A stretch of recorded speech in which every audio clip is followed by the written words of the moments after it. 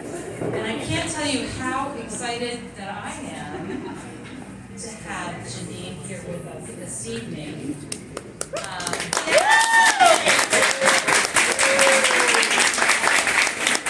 And we also know, if we're honest and fair, that the whole idea of privilege does exist and disparity does exist. It just happens to be that way. Now, we're living in a time where we've got to look at righting those wrongs. And we have to also look at how many of the people of various colors and backgrounds have impacted this country. And so it only makes sense that we start being more inclusive, but it doesn't mean that we have to exclude. It just means we want to balance the scales and be more inclusive of those who have also contributed to what supposedly makes this country great. Tell me about your work with the inner city youth in Detroit.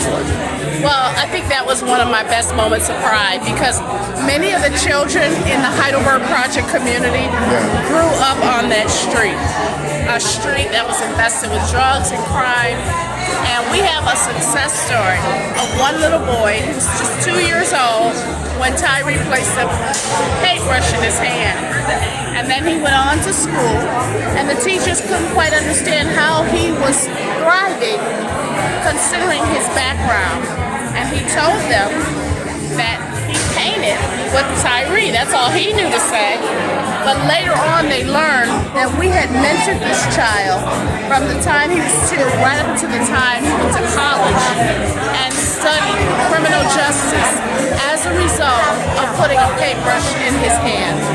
So that's one example of a success story, but there are many, many children in that area that lived in that community that learned a lot of great principles from being involved with us at the Heidelberg Project. That's the name, that's my story. I mean, that's part of what we do, and we're good at it. And community engagement work is dirty work. You got to roll up your sleeves and get down in the grind.